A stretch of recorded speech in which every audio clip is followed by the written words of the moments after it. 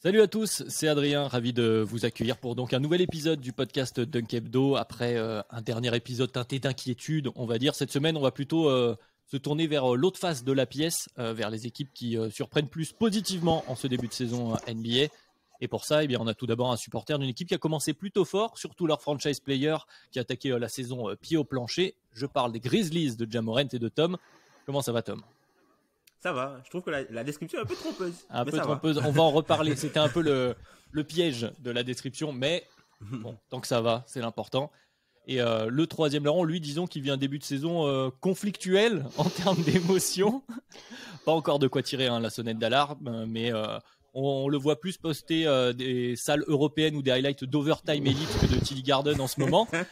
C'est notre cher Alan. Comment ça va, Alan ? Ça va super les gars. Ouais, bah j'ai pris mon buzzer annuel de Luka dans les dents. Ça fait 2 en 2 ans. Voilà. Mais j'ai gagné à Miami cette semaine. Et ça m'a fait plaisir quand même. T'as aussi perdu 2 fois à Oui, Washington. c'est vrai. Oui. Tom, toujours pour rappeler les bonnes nouvelles. C'est pour faire la transition, Alors, vu qu'on en parlera. Exactement, messieurs, comme je le disais un peu plus tôt, on a hérité d'un podcast plus optimiste, nous, cette semaine. Exit les inquiétudes de début de saison, on va plutôt parler espoir, plutôt parler surprise. Donc, écoutez, petite pause habituelle et on est parti pour ce nouvel épisode du podcast Dunk Hebdo.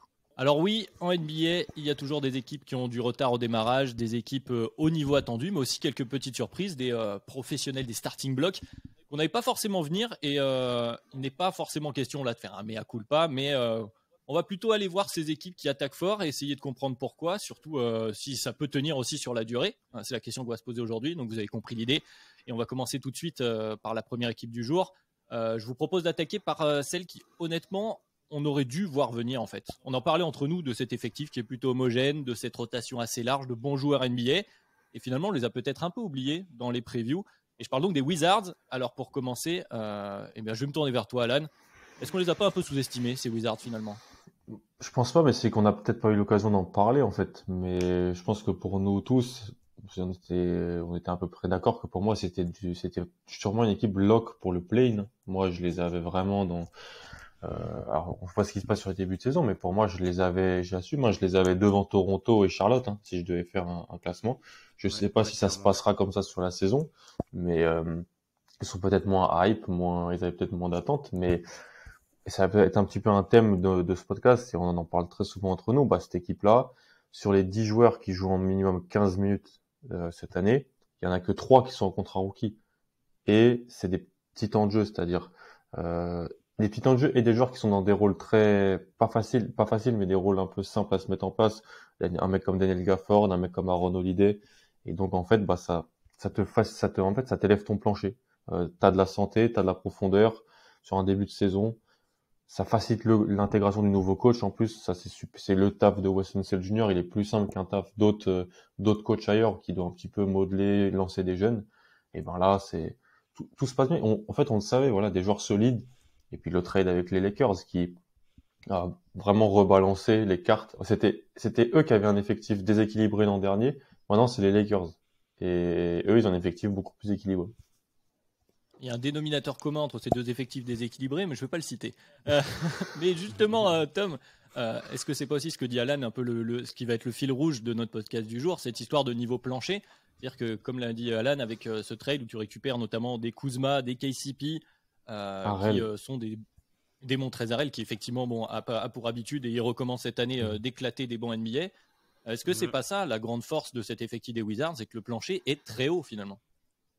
Bah oui, le plancher est très haut et cette année, comparé aux saisons dernières, le plancher il est plutôt sur la défense. Tu as parlé du nouveau coach Wes Unseld Jr. qui a été connu notamment pour être l'assistant défensif principal aux côtés de Mike Malone. Et on voit qu'aujourd'hui les Wizards ils marchent bien grâce à leur défense en fait, puisque quand tu regardes globalement, ils ont la 9e défense de la NBA quand tu prends le defensive rating. Alors, il y a peut-être un peu de chance là-dedans parce que quand tu vas regarder un petit peu plus en détail, tu t'aperçois que leurs adversaires shootent à 30% à 3 points. Et donc, tu peux te dire que ça, c'est peut-être un facteur qui peut se réajuster. Mais globalement, quand tu regardes le type de shoot qu'ils allouent à leur adversaire, ouais. Voilà, c'est ça, le type de shoot que les adversaires prennent. En fait, tu sens vraiment que c'est une équipe qui, cette saison, joue très agressivement le drop, où ils ont, par exemple, tu as 40% des shoots des adversaires qui sont pris à mi-distance, et c'est eux qui donnent le moins de shoots à 3 points et l'un des plus hauts pourcentages de shoots au cercle. Donc là, ils ont le choix cette saison de pouvoir jouer, parce qu'avant, même quand tu regardais toutes les rotations à l'aile, en fait, avant, ils jouaient simplement pour outscorer parce qu'ils pouvaient stopper personne. Alors que cette saison, ils ont du matos pour pouvoir faire la différence et ils s'appuient beaucoup sur la défense. Ça appuie sur la défense et au rebond aussi. Ils sont très solides au rebond. Avec, justement, on parlait de Kyle Kuzma, tu l'évoquais, Alan, qui, sur ce début de saison, accroche 9 rebonds par match, qui se bat, qui a retrouvé peut-être, je sais pas, sans la pression de Los Angeles, sans la hype de Los Angeles, un niveau qui correspond plus à son talent de base, parce qu'on l'oublie. Et après, bon, vous l'avez dit, on aurait dû les voir venir. Ils ont quand même un over-under, si je regarde ESPN début de saison, à 34,5. C'est pas très haut non plus. C'est peu. On aurait pu les voir plus haut. Et en plus, c'est aussi quelque chose, on en discutait là rapidement, juste avant de prendre le podcast, avec un Bradley Beal, puisque c'est ça aussi. Là, on a parlé de ce niveau plancher. On peut aussi se poser la question du niveau plafond de ces Wizards, jusqu'où on va les voir aller. Alors, ils sont probablement un peu limités, on va pouvoir en parler, mais pour le moment, ils sont là avec un Beal moyen. Là, franchement, le marronnier serait de dire, non, mais en vrai, le marronnier, ça serait quoi qu'on pourrait entendre? Alors, Bill a moins à scorer, mais l'effectif est plus équilibré, ça marche mieux comme ça. En réalité, non. Parce que Bradley Beal, qui a 34% d'usage pour 49% de true shooting, c'est une anomalie et c'est pas bon pour ton attaque. Surtout sa capacité à aller sur la ligne, il est qu'à 20% sur les premiers matchs. J'ai regardé, je crois que ça fait 7 ans qu'il a pas un taux aussi bas. Donc ça, c'est une anomalie, en fait. Les 10 premiers matchs de Bradley Beal, ça va se rééquilibrer, il va mettre plus dedans, il va être plus agressif, il va aller plus sur la ligne. Et ça, c'est un vrai bon indicateur pour Washington. C'est-à-dire que ils sont à 6-3 de mémoire. Ils ont battu les équipes de playoff, potentielles équipes de playoff. Ils se font jamais vraiment défoncer dans les 3 matchs qui perdent, voilà. Et tout ça avec un Bradley Beal qui est même pas très en réussite là, honnêtement. 34% d'usage, 49% de true shooting, c'est vraiment pas bon du tout. Donc, ça laisse. Alors, est-ce qu'il y a une adaptation avec les nouveaux joueurs qu'il a joué à côté? L'adaptation à jouer avec un porteur de balle comme Dinwiddie qui aime beaucoup avoir la balle en main. Mais je pense que ça va se rehausser vers là positivement et ça va encore plus augmenter l'attaque de Washington. Après, c'est vrai qu'en attaque, je trouve qu'ils ont quand même pas mal de marge. Alors, toi, tu parles, Alan, tu parles vraiment sur le côté réussite, mais même la façon dont leur attaque se déclenche. Moi, je trouve qu'il y a beaucoup de à toi, à moi, c'est très peu construit.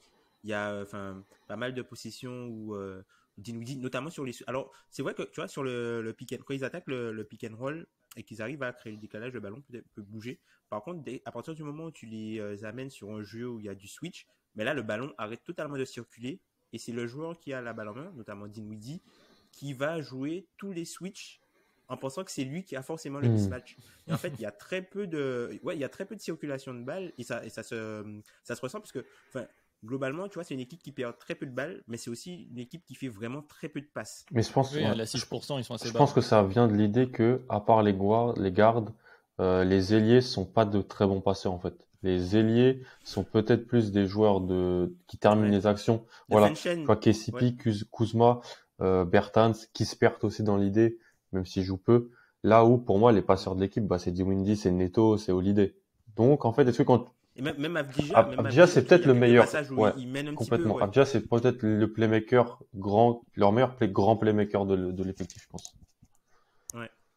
Ouais, non, et puis il y a ce facteur-là sur la longueur de la saison, moi aussi, qui peut amener un motif d'espoir. Alors, même s'il n'y a pas forcément besoin d'espoir, mais du côté de Washington, c'est vous l'avez dit, c'est que là, tu as cité des joueurs. La liste, elle s'est jamais arrêtée. Il y a 10 joueurs à plus de 15 minutes, je crois. 9 ou 10 joueurs à plus de 15 minutes. 10 joueurs à plus de 15 minutes et leur rookie Kispert qui a 11 minutes, je pense, qui joue peu parce qu'il met pas dedans, mais s'il se met dedans offensivement, il va jouer. Et il est pas négatif parce qu'il a 23 ans aussi, donc ça aide.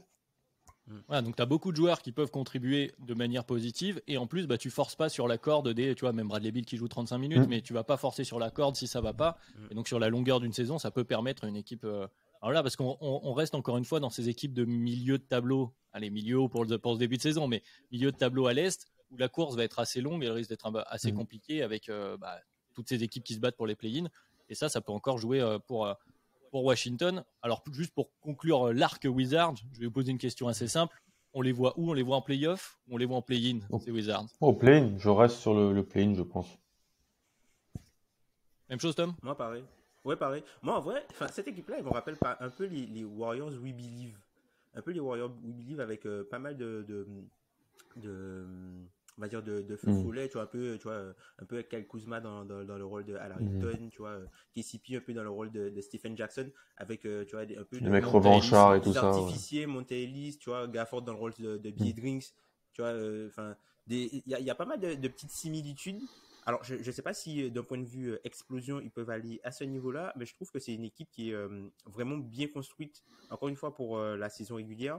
Mais je pense qu'ils vont être quand même limités au bout d'un moment parce qu'il va falloir battre les grosses équipes. Et quelque chose qui m'inquiète, moi, par exemple, on a discuté un petit peu en off, c'est une équipe qui, aujourd'hui, a un très bon bilan et qui a l'un des plus hauts temps de jeu dans le clutch, qui a 4-0 dans le clutch, alors qu'ils ont un net rating négatif dans cette même période. Donc moi, je pense que ça peut être un facteur de régression. Autant Bill peut hausser son niveau, autant il va y avoir des facteurs de régression. Ça va s'annuler en fait sur la saison, quoi. Ouais.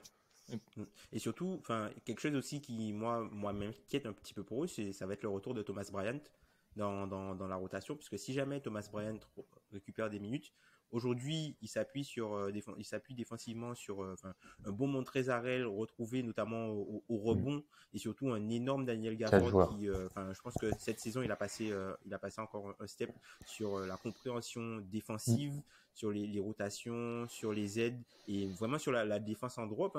C'est quelqu'un qui, je trouve qu'il est très rarement pris à défaut sur ce type de défense-là. Et c'est pas une défense qui est facile à jouer par tout le monde. # Karl Anthony Towns. Donc du coup, je trouve que avec le retour de Thomas Bryant, qui est lui pas connu pour sa défense et qui est plutôt un intérieur offensif, ça peut peut-être changer la trajectoire de l'équipe. Oui, et puis tu as cette problématique qui arrive en play-off aussi, avec ces équipes assez homogènes où tu n'as pas une claire hiérarchie, on va dire, entre tous les joueurs. Quand tu vas devoir resserrer les minutes, parce qu'il y a certains joueurs aussi qui sont plus ou moins jouables en play-off selon les profils, comment tu vas trouver un équilibre? Comment tu vas arriver à trouver la bonne dynamique, à ne pas frustrer certains joueurs? Est-ce qu'ils seront efficaces sur des minutes plus restreintes? C'est d'autres problématiques au moment où tu arrives dans les matchs coup près. On n'y est pas encore, mais ce sera des questions qu'on pourra se poser du côté de Washington. Moi, je trouve qu'il y a beaucoup de... Tom parlait du We Believe. Moi, je trouve qu'il y a beaucoup de Pacers de ces 3-4 dernières années dans cette équipe. Je l'avais dit peut-être avec un peu moins de potentiel plus. Mais il y a des Pacers de Macmillan dans cette équipe, je trouve. Très solides. Ils vont pas eux-mêmes se battre. Ils vont chaque soir arriver avec un niveau qui sera ce qu'il faut.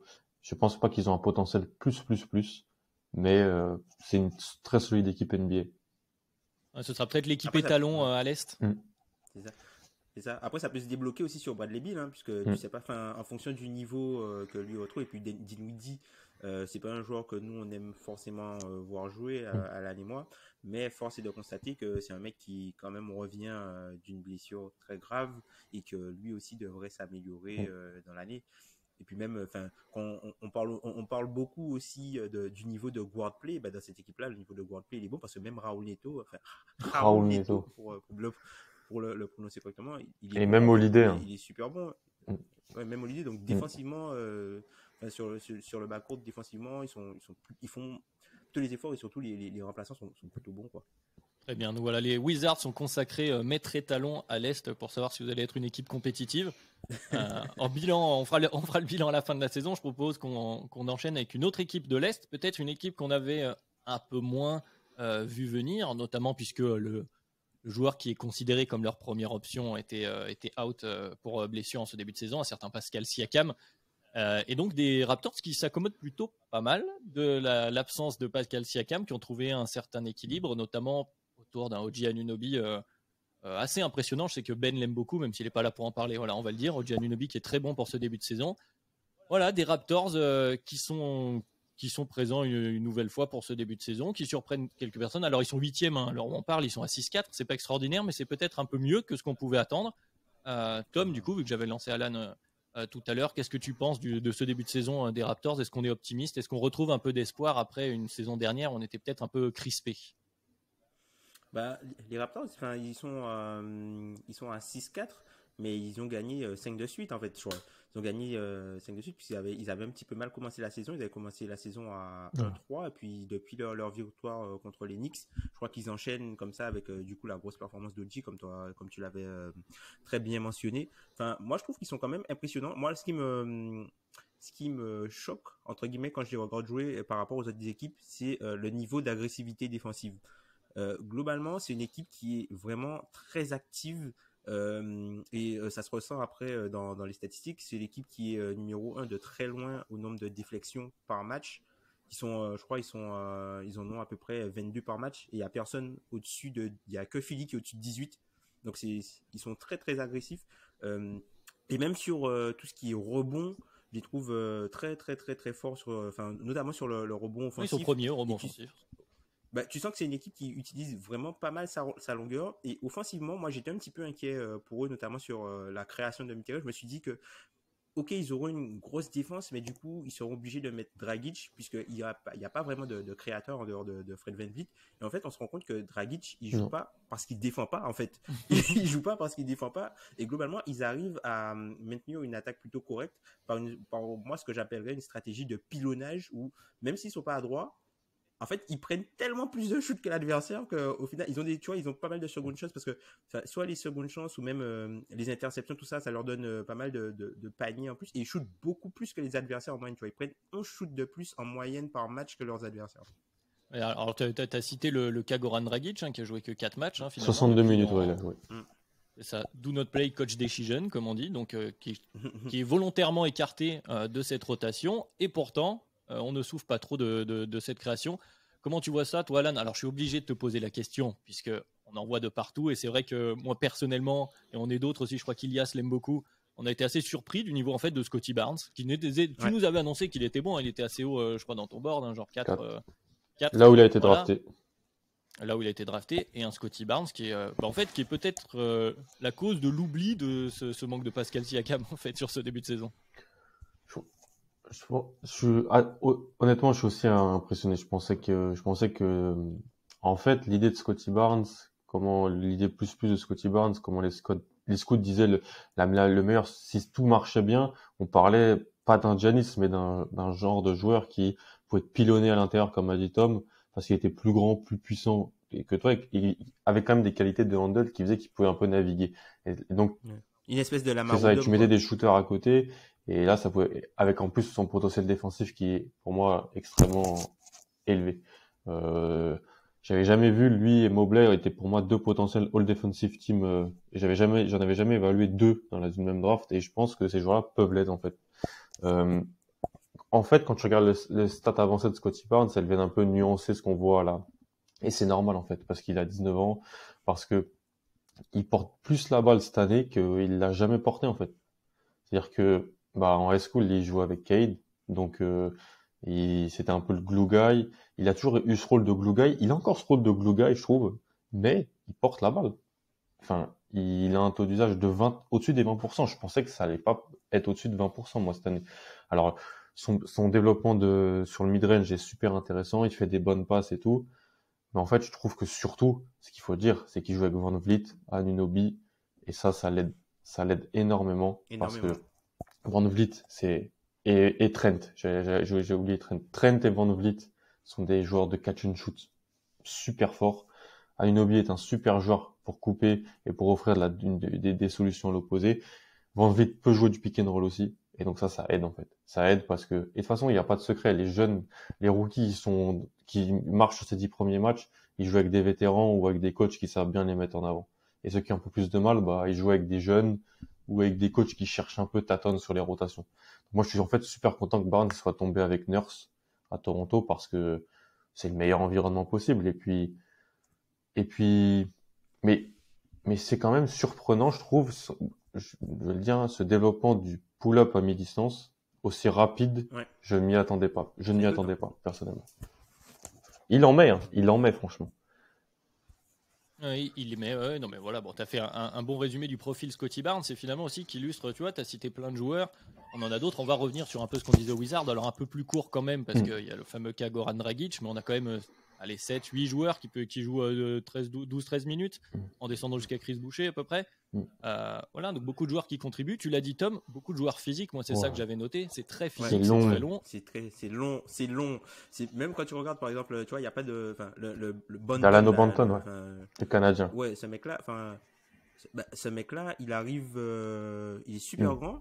Il arrive et quand tu le vois arriver sur le terrain, tu vois, parfois c'est lui qui prend la création, il laisse Fred VanVleet un peu sur le côté. Et en fait, je trouve que tu as parlé de VanVleet et de l'impact de VanVleet. Je pense qu'il fait un gros début de saison. Alors, il a raté peut-être offensivement ses premiers matchs, mais je trouve que il est vraiment bon. Notamment, c'est une grosse menace à mi-distance. On l'a vu, hein, il n'hésite plus à attaquer par exemple, contre le match contre les Wizards où il colle 33 points, il n'hésite plus à attaquer les défenses en drop, là où avant il s'arrêtait beaucoup pour forcer entre guillemets le pull-up à 3 points.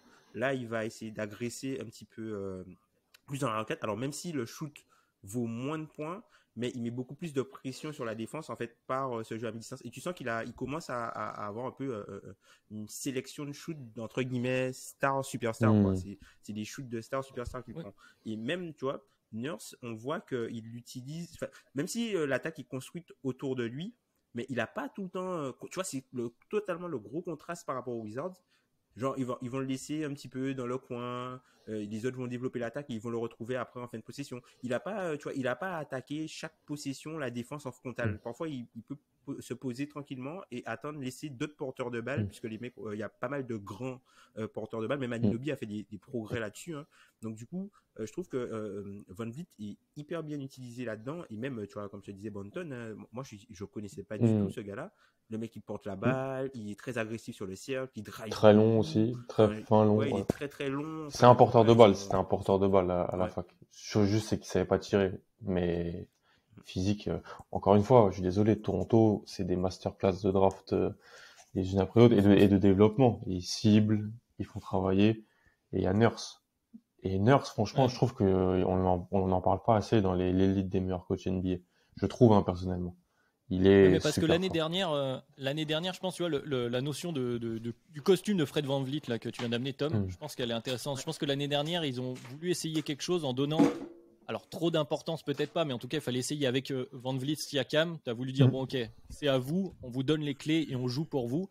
Et finalement, après le trade pour Gary Trent et puis là donc OG Anunoby qui continue de progresser, on retrouve une homogénéité un peu plus. Donc ils ont tanké sur la fin d'année l'année dernière, faut le dire. Hein. Voilà, ils ont tanké.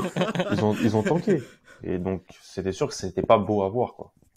Voilà, et donc là avec un jeu un peu plus homogène et comme tu l'as dit Tom, peut-être un peu plus réfléchi parce qu'ils sont très très lents, hein. Ils sont avant-dernier à la pace, donc vraiment ils y vont tranquille, c'est-à-dire qu'ils se pressent pas, mais du coup j'ai l'impression que tout le monde est plus à l'aise dans son rôle que VanVleet, comme tu dis, même s'il commence à prendre des shoots qui sont importants, il a cette responsabilité là, mais peut-être j'ai l'impression qu'il force moins que l'année dernière, je le vois moins dire il faut à tout prix que je sois le sauveur entre guillemets et en faire un peu trop. La question que je me pose et que je vais vous poser là maintenant, c'est le retour de Pascal Siakam, qui est normalement ce soir, à l'heure où on enregistre, si je dis pas de bêtises, en minute restreinte. Donc, où est-ce qu'on glisse Pascal Siakam là-dedans? Est-ce qu'il y a un risque? Est-ce que c'est une inquiétude? Ou est-ce que c'est plutôt positif? C'est-à-dire que tu rajoutes Pascal Siakam, un autre joueur long, dans cette histoire, un mec capable de se créer un shoot à mi-distance quand même à un certain niveau assez impressionnant. Qu'est-ce qu'on en pense, Tom? Je t'ai vu hocher de la tête. Ah, pour moi, c'est absolument pas un problème. Ce qu'a dit Tom, parce que Siakam, il fit parfaitement la ce qu'a dit Tom de VanVleet, c'est parfait avec Siakam. Oui, non, mais on est d'accord. La question était tournée volontairement pour le mettre en avant. Il fit parfaitement. Après, la question qu'il y aura, c'est qu'est-ce qu'ils vont faire? Est-ce qu'ils vont aujourd'hui, tu vois, ils commencent avec Precious Achiuwa au poste 5 et ils finissent généralement avec Khem Birch au poste 5. Du coup, les fans. D'ailleurs, c'est assez étonnant parce que d'habitude, les équipes vont plutôt commencer entre guillemets avec un pivot dit classique. Oui, et finir petit. Finir avec le switchable et tout. Un pivot un petit peu hybride. Voilà, c'est ça. Alors que eux, ils font le contraire. Ils commencent avec un pivot un peu hybride et finissent plus souvent les matchs avec un pivot plus classique. Alors peut-être que Nick Nurse a plus confiance en Khem Birch pour ne pas faire d'erreur du coup quand Achiuwa, puisque Achiuwa qui est quand même brut, un peu brut de décoffrage, il est assez intéressant. Hein. Enfin, on voit que même sur les débuts de match, ils essayent de l'activer très tôt en essayant de lui donner, de lui donner un play, quoi. Enfin, d'appeler une action pour lui pour après l'engager défensivement. Alors qu'en fin de match, c'est plus vraiment du basket d'opportunité. Après, concernant Siakam, moi, comme tu dis, moi, je vois aucun problème à la façon dont ils vont le réintégrer. Après, il faut voir qui sort du 5. Qui sort du 5, tu vois. Est-ce que tu vas faire débuter Pascal Siakam en 5 alors qu'il sort d'une blessure assez compliquée, aller le forcer à aller se coltiner les barbares, c'est pas forcément, tu vois, c'est pas un cadeau. Il faut l'économiser un petit peu, voilà, c'est pas un cadeau. Donc du coup, je sais pas comment qui vont enlever, parce que Gary Trent, il est devenu trop important, je trouve, dans le 5 majeur, aux côtés de Van Vliet, et ils peuvent pas l'enlever. Et puis t'as quand même ta rotation Barnes qui est plus avancé que ce qu'on aurait pu penser, et OG qui est énorme. OG qui est le meilleur joueur des Raptors, pour moi. Ouais. Oh, j'aurais dit Van Vliet en vrai. Mais sur des deux côtés du terrain, j'aurais dit. Mais du coup, est-ce que tu l'intègres en poste 5 ou est-ce que du coup tu enlèves peut-être Scottie Barnes pour lui donner du playmaking beaucoup plus de temps? Puisque en fait, si Siakam revient, ce qu'il faisait avec la first unique, peut-être qu'il pourra pas en faire autant, il pourra pas peut-être autant porter la balle. Ça peut être une bonne chose. Après, tu vas avoir les fans de Toronto qui vont être un peu énervés, mais le plus important, c'est le développement de Barnes et de gagner des matchs aussi. Après, je pense qu'on a vu que Nurse aussi était pas peureux de tenter des 5 un peu hybrides. Il pourrait mettre Pascal Siakam en 5, hein. Mais après, c'est vrai que c'est pas, tu vas pas tout de suite. Tu reviens et tu vas te taper les Miles Turner, ces gars-là. Voilà, c'est vraiment pas simple. C'est vraiment pas simple. C'est pas idéal. Mais, après, c'est un truc que je me suis dit, je pense que Barnes, en fait, je le compare un peu à Liberton.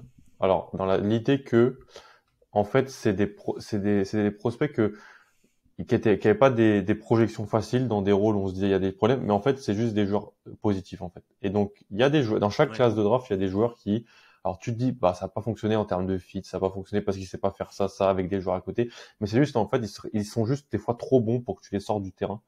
Donc, la question, à Liberton, c'est un peu ça du côté de Sacramento par moment. Et je trouve qu'il y a de ça aussi dans l'idée de Barnes. Des fois, on se demande comment ça marche. On sait pas vraiment pourquoi. Mais juste, il est positif. Donc, il faut quand même que Barnes voit ses 25 minutes par match. Et je pense que, en fait, l'absence de Siakam sur les 10 premiers a été un peu bénéfique pour lui. Ça l'a aidé. Ça l'a dû le mettre en confiance. Et vu qu'honnêtement, en termes de mentalité, c'est l'un des prospects les moins à risque de l'histoire des prospects tellement il est positif là-dessus, je pense pas qu'il y aura de soucis, franchement. Ça va être une question d'équilibre sur les différentes line-up qui vont voir le terrain, parce que c'est ça, ils bénéficiaient, tu l'as dit toi-même en introduction, ils bénéficiaient d'être à côté avec des gros catch and shooters comme, en tout cas dans leur rôle actuel, comme Van Van Vliet, même Svi, comme Gary Trent. Svi, il met des paniers pour eux. Hein. Un second Svi, il est utile pour eux. Ouais, c'est la question de Nick Nurse avec le retour de Siakam, c'est ça, c'est d'arriver à équilibrer ses rotations pour que ces 5 soient équilibrés. Moi, j'ai une question pour toi, Adrien. J'ai une question pour toi. Dis-moi. Est-ce que Washington et Toronto, ils te font peur dans la course à la 6e place pour Chicago, 5e ou 6e place, où tu te trouves de meilleurs que, en prenant en compte la blessure de Patrick Williams? Bien sûr, parce qu'il faut la prendre. Gros point noir de ce début de saison. Bah, honnêtement, oui. Oui. Je pense que dans cette course-là, on l'a dit un peu sur les Wizards, elle va être assez serrée. Le niveau, il est assez homogène. Il y a même des équipes qu'on n'a pas encore citées. Enfin, Tom, tu as parlé rapidement des Hornets, où c'était toi, Alan, tout à l'heure. Voilà, il y a bon, même si Indiana a du retard à l'allumage, normalement, ils sont censés être dans cette course-là. Tu as Boston, donc effectivement. Je veux dire, c'est très serré, ça ne joue à pas grand-chose. Et je trouve que ces équipes un peu plus longues, parce que voilà, le problème des Bulls, on est en train de le voir avec la blessure de notre cher Patrick, c'est que la rotation, elle est courte derrière de joueurs qui peuvent contribuer positivement. On vient d'en parler, de contribuer positivement, c'est important. La grande plus-value de ce Barnes en début de saison, le mec est rookie, il contribue positivement. Tu m'as dit pourquoi, comment, c'est une autre question, mais le fait est que le mec contribue positivement. Au Bulls, il y a plus de questions du bon, lui, il faut qu'on l'enlève parce que c'est négatif, plutôt que de lui, on peut pas l'enlever parce qu'il est positif. Donc forcément, des équipes comme ça, et on le voit sur ce début de saison, parce qu'ils ont pas, ils font des perfs. C'est pas non plus des équipes qui ont, on va en reparler peut-être sur l'équipe d'après, qui ont un calendrier non plus. Alors il y a que 10 matchs, on va pas s'enflammer, mais ultra simple. Il a fallu aller chercher des matchs. Sur la longueur d'une saison, les Raptors, moi je dis honnêtement, là, sur ce truc-là, je les avais mis en play-in, je crois, dans la lutte pour les play-in. Ouais, encore une fois, même chose. Moi, je les vois à ce niveau-là. ça va être difficile d'aller chercher. Alors voilà, peut-être la 6e place. Après, bon, il y a eu des retards à l'allumage. Les Bucks vont pas rester 10e toute la saison. Non. Mais est-ce que vous pensez pas que c'est un roster qui peut peut-être imploser, entre guillemets, ou dans le sens où il y a énormément de joueurs que des bonnes équipes aimeraient avoir, et que Masai Ujiri l'a dit en début de saison, que la victoire n'est pas une priorité pour eux aujourd'hui. Donc est-ce que voilà, après ils sont pas non plus en position de faiblesse. Quelqu'un ne se ramènerait pas, par exemple, ouais c'est vrai. Est-ce que quelqu'un se ramènerait pas pour Van Vliet ou pour des ça va venir pour Dragic, mais toujours est-il qu'aujourd'hui ça a pas l'air d'être négatif pour eux, quoi. Ouais. Mais même Dragic, peut-être qu'il est juste plus bon. Peut-être que c'est ça, parce que même quand tu vois dans leur rotation, tu vois, même un gars comme Malakai Flynn, qui a fait une bonne saison pour là où il était drafté l'an dernier, ben même lui, tu vois, il voit des minutes par parcimonie. Contre Cleveland, il sort de la rotation devant Dragic, dans la deuxième carte. Ouais, tu vois, mais même dans les changements, tu vois, Banton lui est préféré. Alors que Siakam n'est même pas encore là, tu vois. Après, genre, si t'es Dallas, peut-être que tu veux avoir Dragic pour le mettre à côté de Doncic, etc. Brunson. Histoire de vestiaire, de vétérans. Oui, non, mais Brunson est très fort. Non, mais en plus, Brunson, il va être payé cher. Tant mieux pour lui. Non, mais je veux dire, il y a peut-être des cas comme ça. Mais effectivement, pour le reste, pour ta question, Tom, moi, je pense que Toronto, ils sont pas pressés, là. Non. Ils font pas partie de ces équipes qui ont besoin de vendre, qui ont besoin d'assets très vite, parce que je suis pas sûr qu'ils perdent en valeur à l'intersaison prochaine, ces joueurs-là, voire encore après. T'as raison. Ils ont eu de la chance à la loterie. C'était une équipe qui était peut-être pas prévue pour être dans le top 4. Ils se retrouvent dans le top 4. Ils draftent un joueur qui a l'air potentiel plus. Ça change un peu la lignée du truc. Et ça peut leur permettre surtout d'attendre un petit peu, peut-être plus. Ou là, s'ils avaient drafté entre 10 et 14, tu draftes un prospect moins important. On se dit, bon, là, on va vraiment peut-être nulle part. Donc, on peut peut-être être vendeur sur certains profils. C'est vrai. Après, c'est leur volonté à eux. C'est est-ce que tu estimes, parce que tu l'as dit, c'est la question de Masai Ujiri, c'est est-ce que tu estimes à Toronto que tu as envie d'être cette équipe un peu moyenne avec plein de joueurs bons, mais on voit encore une fois, on retourne à cette question du plafond, parce que là on a parlé, voilà, c'est une équipe à fort plancher, une nouvelle fois. Elle a un plafond, je trouve qu'elle a un gros plafond aussi, parce que à Anunoby, là le plafond défensif, il est... Ouais, sur les ailes, les ailes, t'as Trent, Anunoby, Pascal Siakam, Scotty Barnes, déjà... tu peux switcher de partout. Ça doit être un calvaire sur les fins de match. Setting playoff, cette équipe-là, pour moi, ça peut être un calvaire. C'est là vraiment un gros guard du gros guard play. Mais il y a Van Vliet.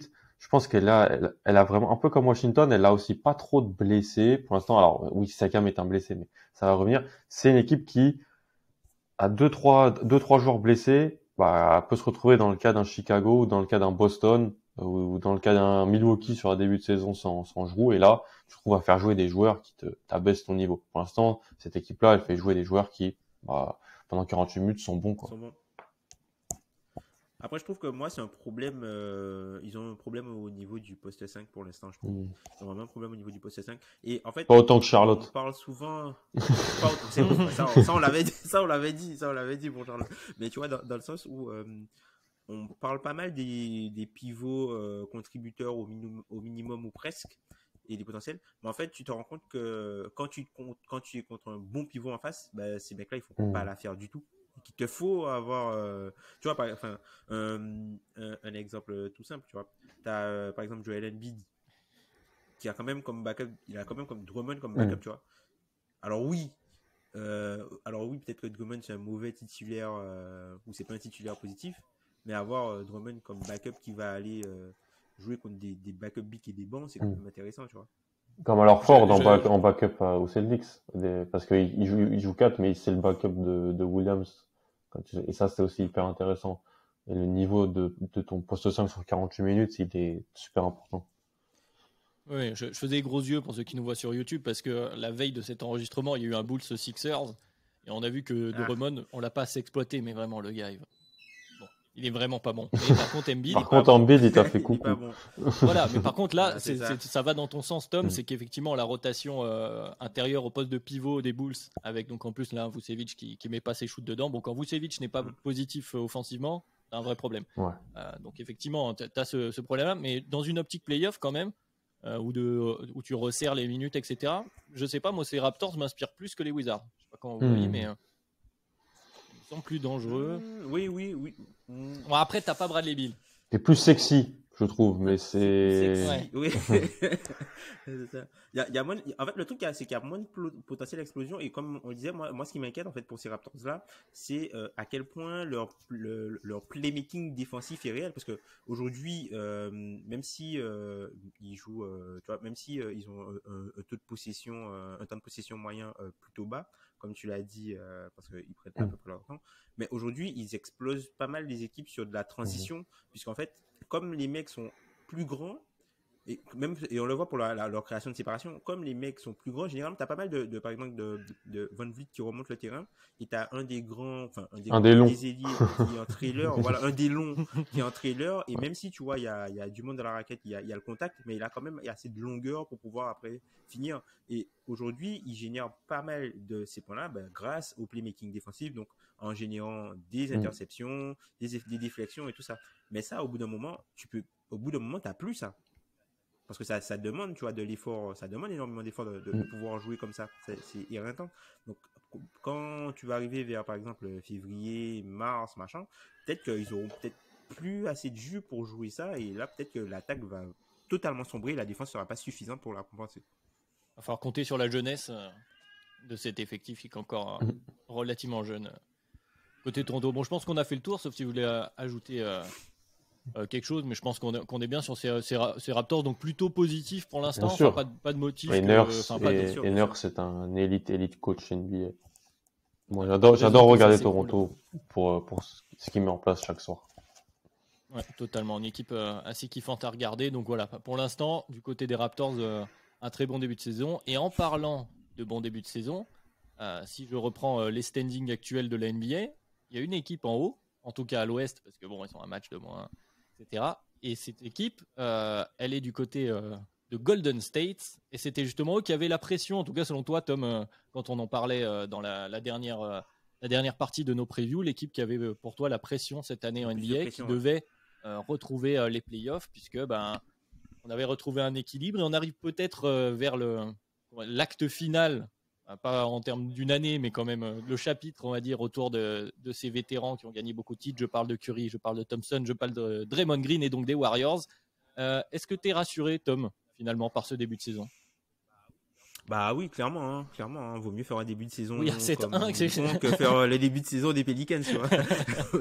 Mais globalement, ils sont vraiment rassurants. Offensivement, je trouve qu'ils ont retrouvé un peu le mojo des Warriors d'avant Kevin Durant.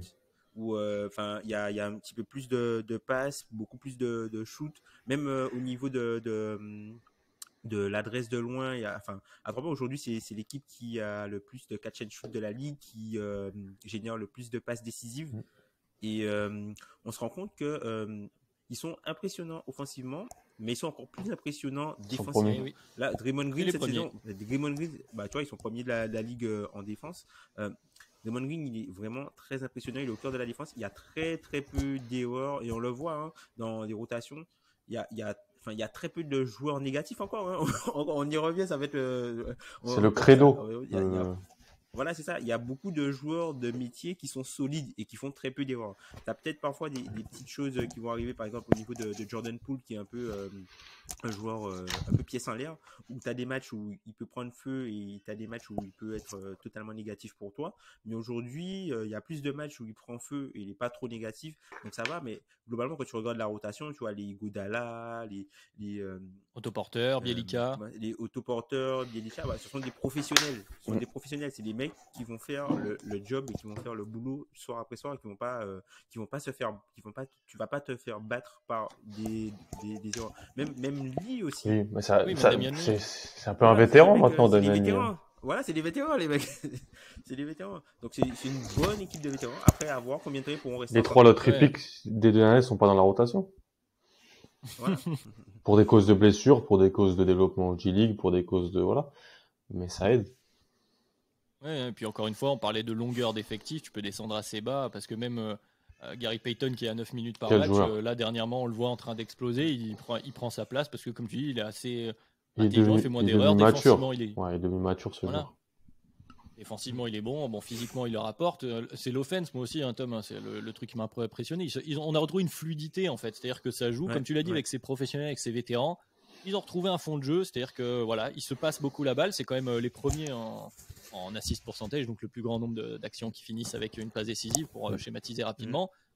Ils sont très efficaces. Bon, Draymond Green finira peut-être pas la saison en 50-40, on va pas se mentir, c'est vrai. mais ils sont efficaces et ils ont augmenté le spacing. Bon, c'est une stat un peu particulière parce que c'est celle de Basketball Index, mais qui parlait l'année dernière, je me souviens, des superstars qui avaient le spacing apporté par les line-up autour des stars l'année dernière. Et Curry était entouré en gros de maçons. C'est-à-dire qu'il n'y avait pas un spacing. La stat, je vous la donne, même si elle est plus complexe, donc ça ne vous parlera pas forcément, mais elle était à 6,5, qui était dans le 6,5, c'est en pourcentile. Donc vraiment dans les pires line-up. 94% des line-up avaient plus de spacing en gros. Exactement. Que ceux de Curry. Voilà. Donc là, il a 29,1. Donc déjà, de base, voilà, ça va beaucoup mieux. Sachant que Stephen Curry en lui-même c'est un spacing. Facteur de spacing énorme. Donc ça va beaucoup mieux avec l'ajout, tu l'as dit, donc le retour d'Iguodala, autoporteur, top 15 shooter, le bien nommé. Voilà, Jordan Poole, Damian Lee qui mettent dedans. Bjelica qui est très très bon. Enfin voilà, une équipe. Quelques minutes pour Moody par-ci par-là. Enfin, Iguodala plutôt solide. Et même, moi ce qui me étonne, tu vois, ils prennent, quand tu regardes la proportion de leur shoot pris, c'est une équipe qui va prendre plus de 50% de ses shoots à 3 points. Et qui va prendre un petit peu moins il y a une plus grande part des shoots globalement qui sont pris à 3 points qu'à 2 points. Mais en fait, les shoots qui sont pris à 3 points, ce sont pas des shoots forcés. Enfin, c'est pas de l'analytique, en fait. C'est dans la continuité du jeu. Et les joueurs qu'ils ont sont globalement beaucoup plus à l'aise pour prendre des shoots à 3 points que prendre des shoots à 3 points assistés plutôt que prendre des shoots à 2 points.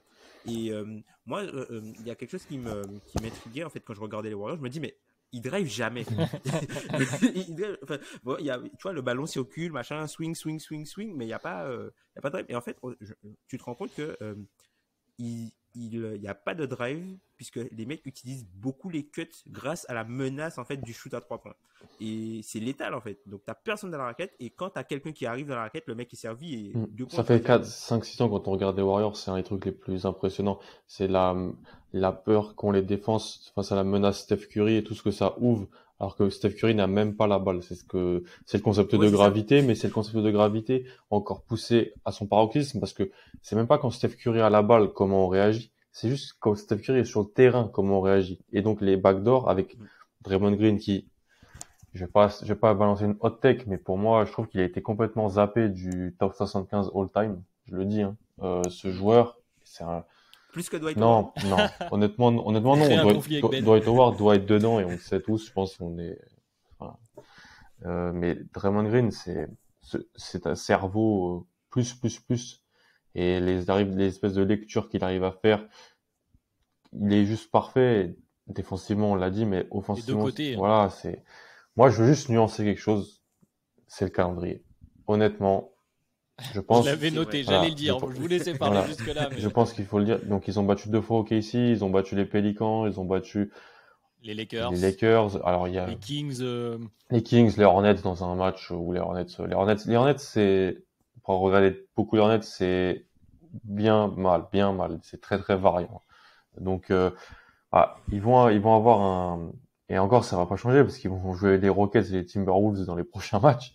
Donc ça va encore. Non, dans le fameux, du coup, j'ai regardé le fameux Strength of Schedule, donc la force du calendrier. Ils ont le deuxième plus simple. Voilà. Et donc ça va s'équilibrer un moment. Mais déjà, faut les gagner ces matchs. C'est bien. Mais je pense pas que c'est la meilleure défense NBA, comme le dit le rating. Je pense pas que ça va continuer là-dessus. Par contre, ce qui va continuer, c'est le système offensif, le jeu de passe, les DHO pour Draymond Green. Et surtout, Steph Curry qui prend toujours plus de 3 points. Et ça, c'est très important pour eux. Et pour l'instant, il n'est pas si adroit. Hein. Non. Mais juste parce qu'il les prend et parce qu'il est là, ça change. Donc, je suis pas forcément surpris. Enfin, pour regarder les matchs, et je les trouve même pas des fois super flamboyants dans leurs matchs. Moi, je trouve que des fois, c'est pas si fou que ça. Enfin, ils ont eu du mal contre certaines équipes pas très, très, très bonnes. Mais ils arrivent à s'en sortir.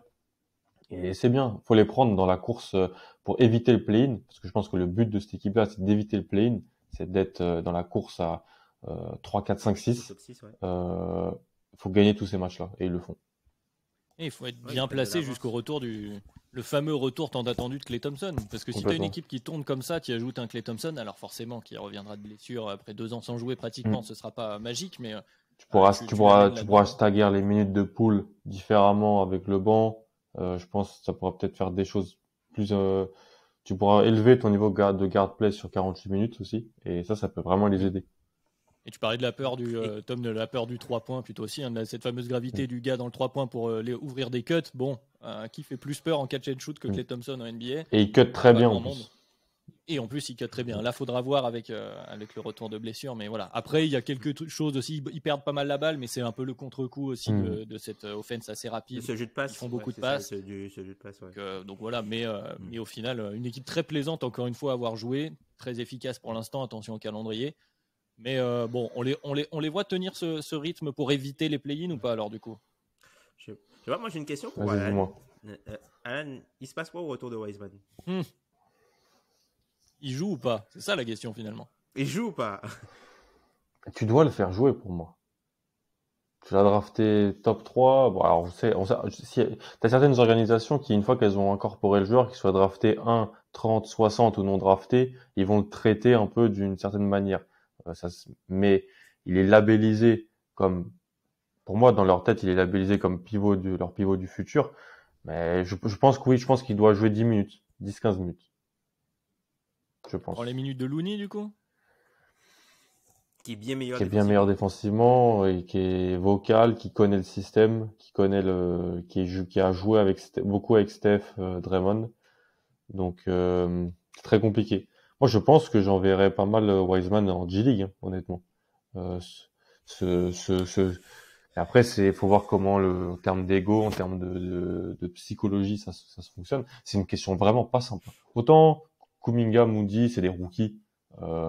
Ils ont envoyé dans l'équipe de G-League en leur disant on va prendre 30 minutes de temps de jeu. Et puis, il y est, Kuminga y est. Il a fait l'aller-retour dans la même journée ensuite pour faire ses débuts en NBA. Moody a dit que lui, c'était pas vraiment un souci, mais que il y a une progression linéaire qui allait se mettre en place. Et puis lui est plus facile de toute façon à incorporer parce qu'il a pas besoin du ballon pour vivre. Il peut être plus propre dans certaines choses. Wiseman, c'est une question. Je n'ai pas de réponse à cette question. Très honnêtement, j'ai pas de réponse à cette question parce que s'il joue, ça va influer négativement sur ton équipe, mais il faut le faire jouer quand même à un moment. Il y a eu des bons passages l'an dernier, même si c'est pas un joueur que j'ai apprécié, que je pense qu'il a été surdrafté. Il y a quand même eu des passages, des prémices de choses intéressantes, mais il est moins bon que Kevon Looney aujourd'hui. Voilà. Toute la question, elle est là. Tu l'as dit. Je pensais quand est-ce que Wiseman va entre guillemets mettre un peu du plomb dans sa cervelle, comprendre le système et être plus à l'aise dans le rôle qui lui prête, parce que j'imagine qu'ils ont une idée en tête, parce que tu peux faire avec un Wiseman maximisé offensivement, tu peux faire quelque chose de très sympa du côté des Warriors. La question c'est est-ce qu'il va s'y faire, est-ce qu'il va être ça peut être une menace, ça peut être une super menace de lob pour un Draymond, pour un Curry, ça peut être un joueur son profil c'était vraiment un finisseur létal d'action. Voilà, dans le reste, il était un petit peu compliqué, tout le monde s'est un peu enflammé sur son shoot, mais c'était pas vraiment ça ses qualités, c'est que c'est en fait quand tu le pouves une menace de lob super intéressante. Et ça c'est un truc qui a manqué par moment aux Warriors. On n'a pas toujours vu une menace de lob super importante. Ils avaient dans leur pivot remplaçant. Magui l'utilisait bien un moment sur ces choses-là, mais voilà, le truc c'est que cette menace-là, elle est pas assez aujourd'hui forte pour venir gommer et les soucis défensifs. C'est toujours ça, hein. Tom en parle très bien depuis longtemps. Est-ce que tu es assez fort d'un des deux côtés du terrain pour que ça cache un peu là où tu es moins fort de l'autre côté? Et dans des équipes de play-off, des équipes, un joueur qui est ciblable d'un côté du terrain, c'est pas possible. Ouais, c'est vrai qu'il peut apporter du spacing vertical, puisqu'il n'y a pas vraiment de... Enfin, quand tu regardes, par exemple, les gars qui peuvent arriver à se créer, entre guillemets, des paniers au cercle en partant peut-être du dribble, il n'y a que peut-être Wiggins, en fait, qui offre... et Wiggins, c'est peut-être Poole, mais Poole, c'est plus un peu un gunner. Enfin, c'est plus un... Pyromane. Un mec à la Nick Young, quoi. C'est plus un mec à la Nick Young, quoi. Wiggins, parce que il attaque mieux les close-out qu'avant, en fait. Et donc... et comme t'as Curry Clay, ils vont respecter. Je comprends pas d'ailleurs pourquoi on respecte autant souvent les close-out sur Wiggins. On le respecte autant le close-out fort, mais il met dedans quand même. Donc, et vu que c'est un bon athlète, il peut se créer ça en attaquant le close-out. On revient à cette idée du costume un peu pour Van Vliet. Je pense que Wiggins, il a souffert. Tu vois, tu parlais des rôles des joueurs draftés haut, Alan. Wiggins, il a souffert de ça pendant ses premières années à Minnesota. Là, depuis qu'il est aux Warriors, un peu caché, entre guillemets, derrière Curry, derrière Green, parce que pour l'instant, il n'a pas trop vu Clay.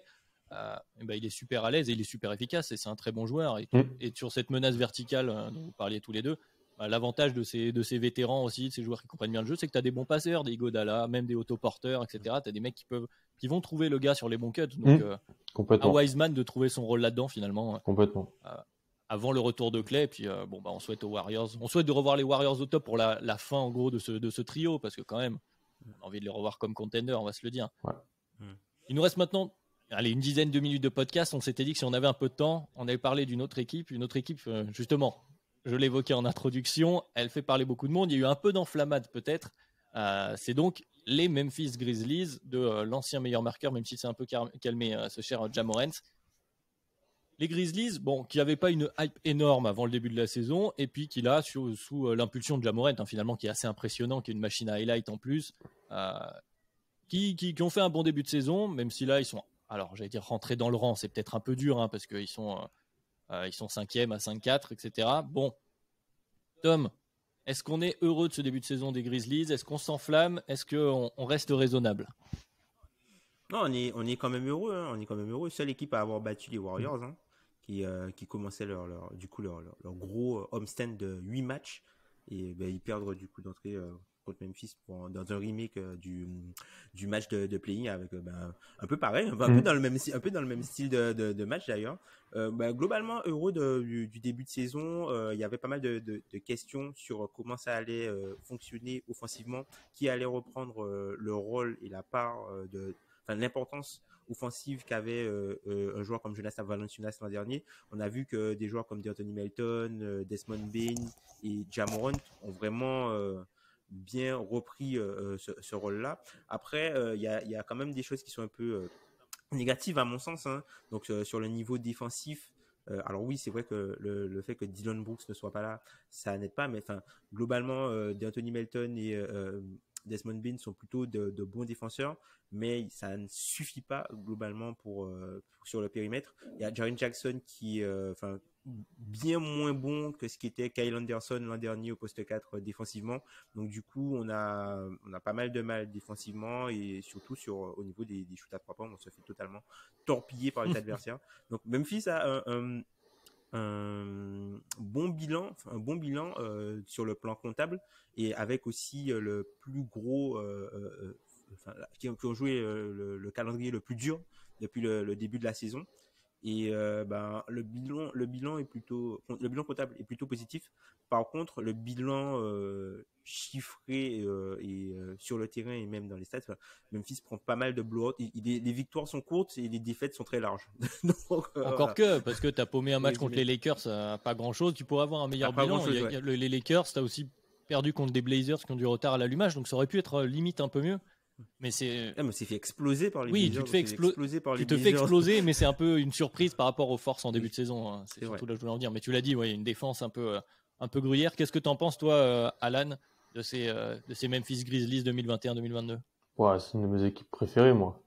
C'est une de mes équipes préférées. De toute façon, c'est une des équipes préférées de NBA Draft Twitter parce qu'ils draftent que des joueurs favoris de cette. On voit plus Brandon Clark, cela dit. Non, ils ont tué Brandon.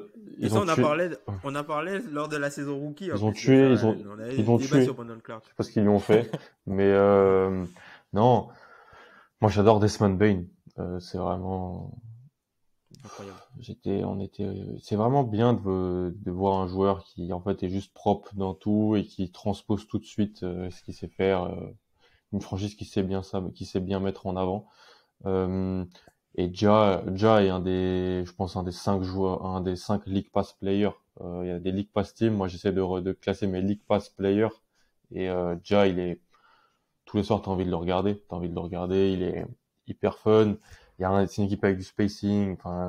C'est bien coaché. Il y a une bonne relation avec la G-League. Moi, j'attends de voir le développement de Zaire Williams parce que je crois beaucoup en ce joueur et parce que il a eu une ou deux séquences où je l'ai trouvé, je l'ai tweeté cette semaine où, comme il a réussi à mettre un peu dedans contre Denver en catch and shoot, il s'est fait close out et donc il a pu attaquer le cercle après ça. sachant que son gros problème, c'est son manque de physicalité et son dribble. Bah, si tu lui permets d'éviter un peu ça avec un fort close-out, ça peut l'aider. Ça peut ouvrir pas mal de choses dans son jeu.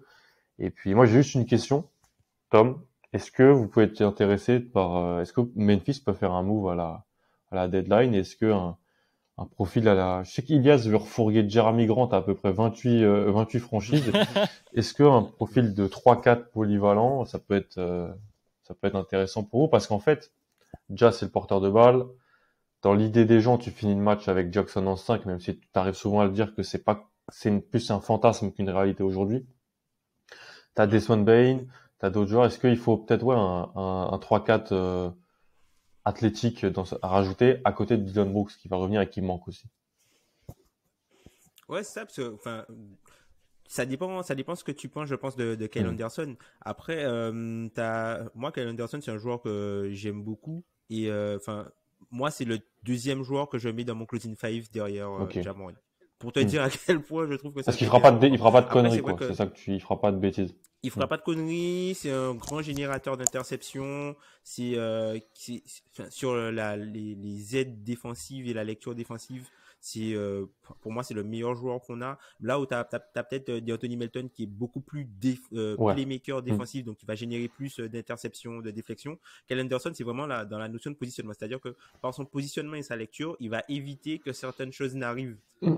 Et ça, c'est quelque chose qui est hyper important, surtout quand tu as un joueur comme Jaren Jackson Jr. qui a un peu de mal à progresser défensivement. Alors oui, contre Denver, il a fait des choses intéressantes. D'ailleurs, on gagne 2 matchs serrés à la maison. J'ai bien aimé contre les Clippers aussi, de mémoire. Le match contre les Clippers, je le trouve bien dans la fin de match.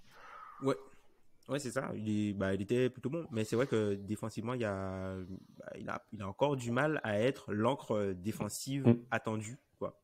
Donc ça prend un petit peu plus de temps que prévu. Après, c'est vraiment marrant, c'est vraiment marrant. Comme Towns, des mecs qui transposent de l'autre côté du terrain ce qu'on attendait d'eux en tant que prospect, c'est super marrant en fait.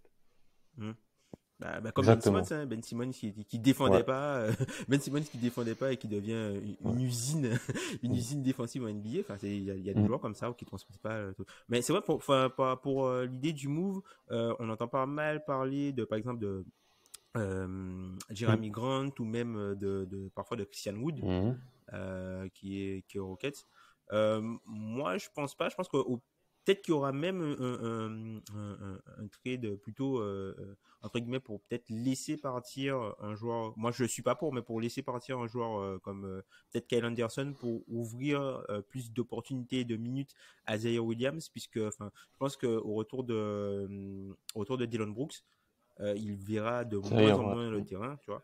Et t'as déjà Brandon Clark qui ne joue pas, parce que Tillman est meilleur. Donc t'es jeune après, hein. Kyle Anderson en moins, t'es très très jeune, hein. T'es vraiment.